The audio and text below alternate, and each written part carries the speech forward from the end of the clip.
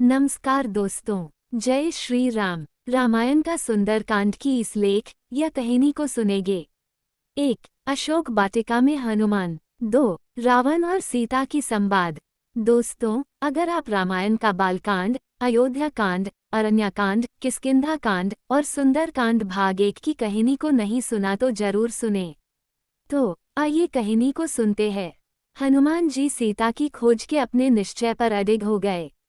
उन्होंने प्रण कर लिया कि जब तक मैं यशस्विनी श्री रामपत्नी सीता का दर्शन न कर लूंगा तब तक इस लंकापुरी में बारंबार उनकी खोज करता ही रहूंगा।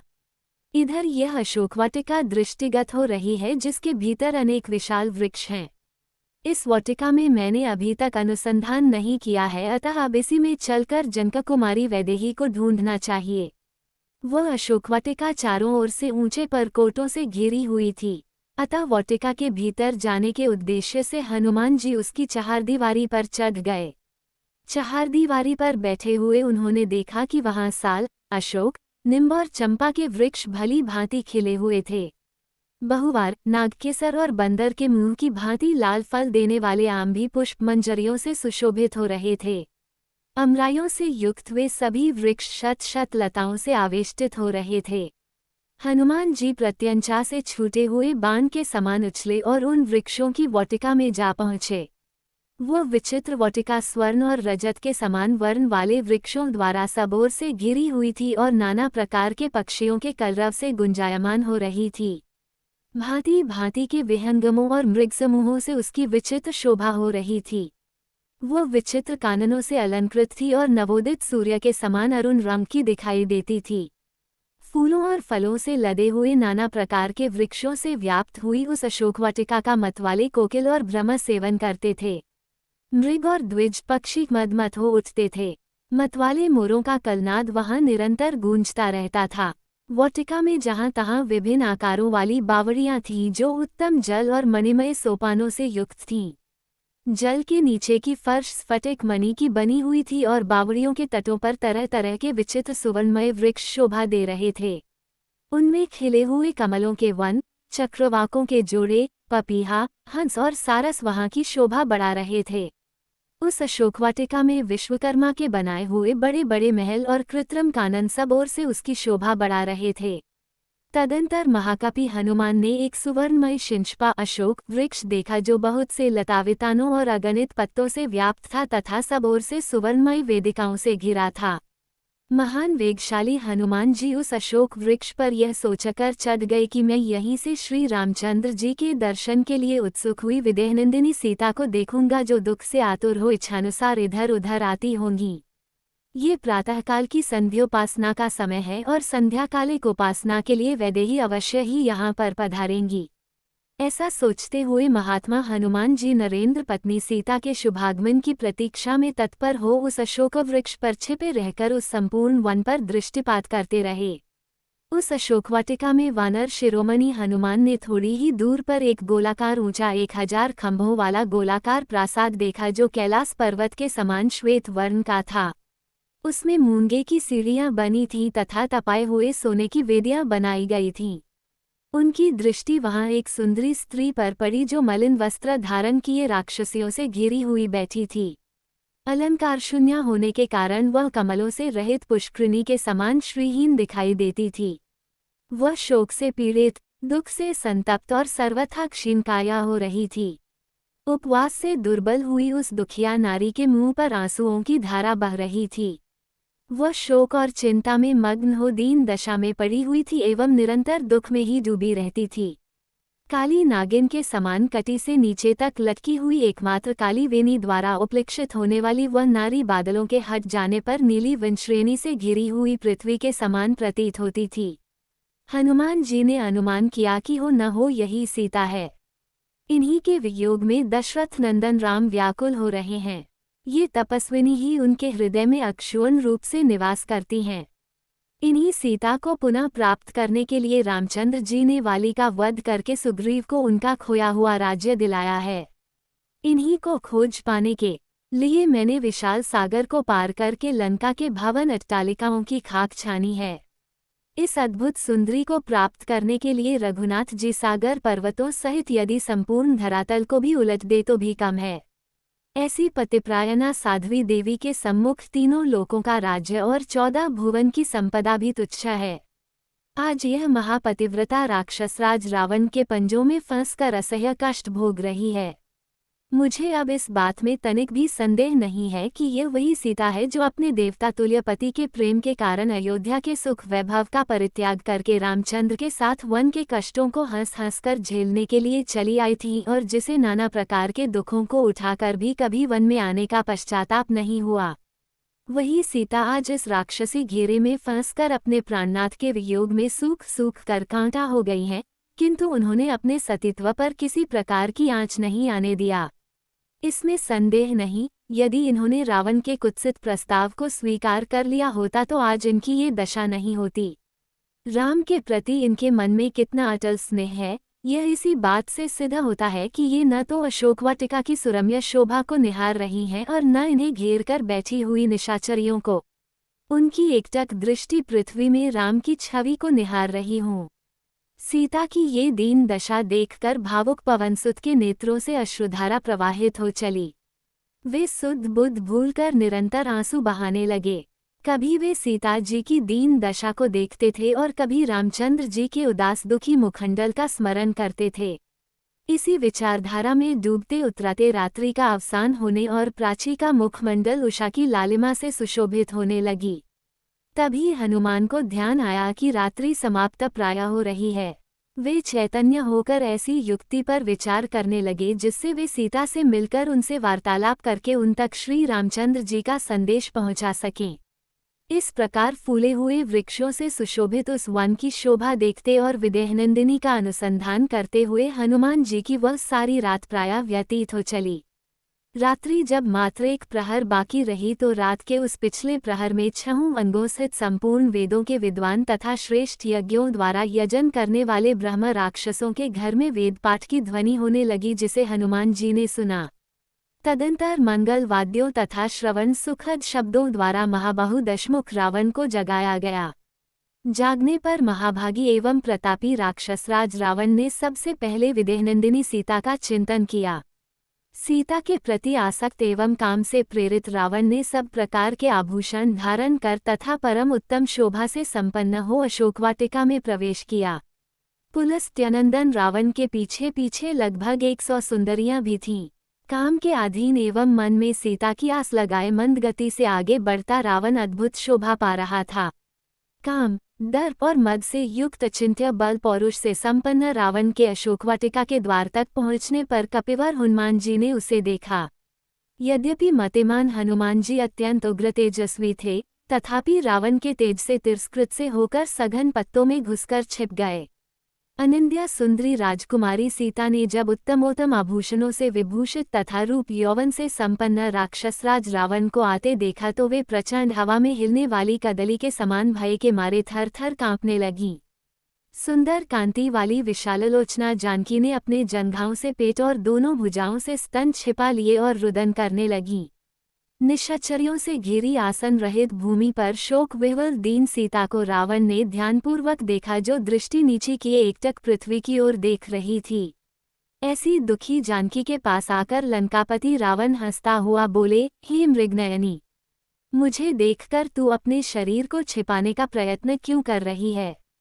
स्मरण रख, तेरी इच्छा के बिना मैं कदापि तेरा स्पर्श नहीं करूंगा। तू मुझ पर और मेरे कथन पर विश्वास रख और इस प्रकार दुखी होकर अश्रु मत बहा। तेरी यह मलिन आभूषणहित वेशभूषा देखकर मुझे अत्यधिक पीड़ा होती है। तू संसार की सुंदरियों में शिरोमणि है। अपने इस सौंदर्य तथा यौवन को व्यर्थ नष्ट मत होने दे।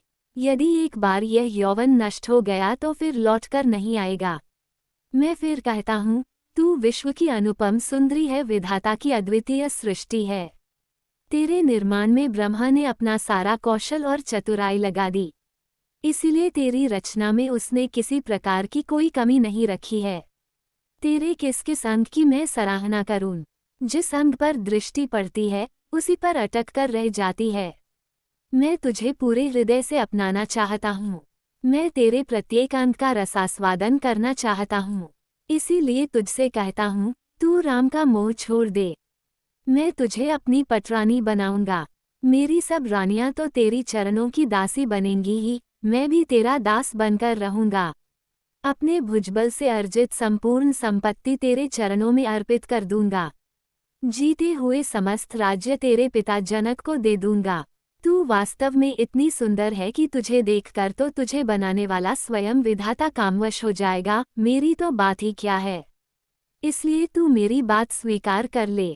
राम से भयभीत होने की आवश्यकता कोई नहीं है। संसार में कोई भी मुझसे लोहा नहीं ले सकता। चल, उठकर खड़ी हो जा और सुंदर वस्त्राभूषण धारण करके मेरे साथ रमन कर। हे कल्याणी, चलकर तू मेरे ऐश्वर्य को देख और उस कंगाल वनवासी को भूल जा। तू ही सोच, राम के पास न राज्य है, न धन है, न कोई दास है, न सेना है और न कोई साधन है। फिर यह भी क्या पता है कि वह अभी जीता है या मर गया। यदि जीवित भी हो तो भी न तो तू उसके पास पहुंच सकती है और न वह स्वयं ही यहाँ आ सकता है। अतएव चिंता का परित्याग करके निश्चिंत होकर मेरे साथ रमन कर। ऐसी दुखी जानकी के पास आकर लंकापति रावण हंसता हुआ बोले, हे मृगनयनी, मुझे देखकर तू अपने शरीर को छिपाने का प्रयत्न क्यों कर रही है। स्मरण रख, तेरी इच्छा के बिना मैं कदापि तेरा स्पर्श नहीं करूंगा। तू मुझ पर और मेरे कथन पर विश्वास रख और इस प्रकार दुखी होकर अश्रु मत बहा। तेरी यह मलिन आभूषणहित वेशभूषा देखकर मुझे अत्यधिक पीड़ा होती है। तू संसार की सुंदरियों में शिरोमणि है। अपने इस सौंदर्य तथा यौवन को व्यर्थ नष्ट मत होने दे। यदि एक बार यह यौवन नष्ट हो गया तो फिर लौटकर नहीं आएगा। मैं फिर कहता हूँ, तू विश्व की अनुपम सुंदरी है, विधाता की अद्वितीय सृष्टि है। तेरे निर्माण में ब्रह्मा ने अपना सारा कौशल और चतुराई लगा दी। इसीलिए तेरी रचना में उसने किसी प्रकार की कोई कमी नहीं रखी है। तेरे किस अंग की मैं सराहना करूं? जिस अंग पर दृष्टि पड़ती है उसी पर अटक कर रह जाती है। मैं तुझे पूरे हृदय से अपनाना चाहता हूँ। मैं तेरे प्रत्येक अंग का रसास्वादन करना चाहता हूँ। इसीलिए तुझसे कहता हूँ, तू राम का मोह छोड़ दे। मैं तुझे अपनी पटरानी बनाऊंगा। मेरी सब रानियां तो तेरी चरणों की दासी बनेंगी ही, मैं भी तेरा दास बनकर रहूंगा। अपने भुजबल से अर्जित संपूर्ण संपत्ति तेरे चरणों में अर्पित कर दूंगा। जीते हुए समस्त राज्य तेरे पिता जनक को दे दूंगा। तू वास्तव में इतनी सुंदर है कि तुझे देखकर तो तुझे बनाने वाला स्वयं विधाता कामवश हो जाएगा। मेरी तो बात ही क्या है। इसलिए तू मेरी बात स्वीकार कर ले। राम से भयभीत होने की आवश्यकता कोई नहीं है। संसार में कोई भी मुझसे लोहा नहीं ले सकता। चल, उठकर खड़ी हो जा और सुंदर वस्त्राभूषण धारण करके मेरे साथ रमन कर। हे कल्याणी, चलकर तू मेरे ऐश्वर्य को देख और उस कंगाल वनवासी को भूल जा। तू ही सोच, राम के पास न राज्य है, न धन है, न कोई दास है, न सेना है और न कोई साधन है। फिर यह भी क्या पता है कि वह अभी जीता है या मर गया। यदि जीवित भी हो तो भी न तो तू उसके पास पहुंच सकती है और न वह स्वयं ही यहाँ आ सकता है। अतएव चिंता का परित्याग करके निश्चिंत होकर मेरे साथ रमन कर।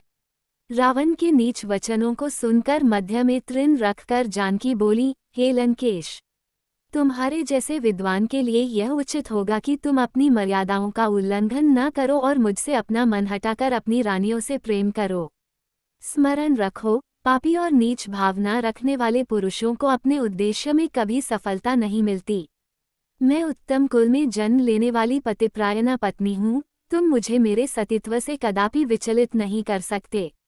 अपने प्राण रहते मैं तुम्हारे नीचता से परिपूर्ण प्रस्ताव को किसी भी दशा में स्वीकार नहीं कर सकती।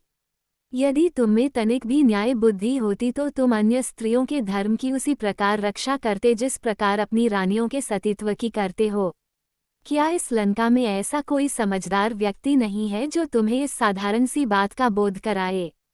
तुम तो नीतिवान बनते हो, फिर नीति का ये वाक्य कैसे भूल गए कि जिस राजा की इंद्रियां उसके वश में नहीं रहती, वह चाहे कितना ही ऐश्वर्यवान हो, अंत में रसातल को जाता है, उसका सर्वस्व नष्ट हो जाता है।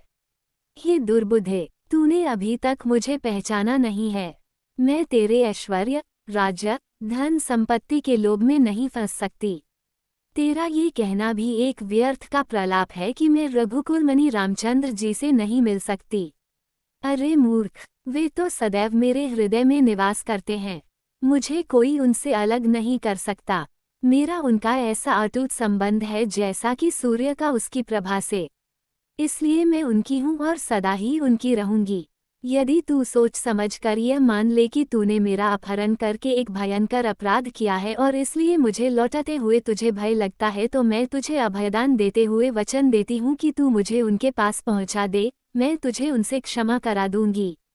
यदि तुम अब भी अपनी हठ पर अड़े रहे तो विश्वास करो कि तुम्हारी मृत्यु निश्चित है और तुम्हें उनके बाणों से कोई नहीं बचा सकता। इसलिए मैं फिर कहती हूँ कि सावधान हो जाओ। अपने साथ लंका और लंकावासियों का नाश मत करो। इसी में तुम्हारा और तुम्हारे राक्षस कुल का कल्याण है। सीता के ये कठोर वचन सुनकर राक्षसराज रावण ने उन प्रियदर्शना सीता को यह अप्रिय उत्तर दिया। लोक में पुरुष जैसे जैसे अनुनय विनय करता है, वैसे वैसे ही वो उनका प्रिय होता जाता है, किंतु मैं तुमसे ज्यों ज्यों मीठे वचन बोलता हूँ त्यों त्यों तुम मेरा तिरस्कार करती जाती हो।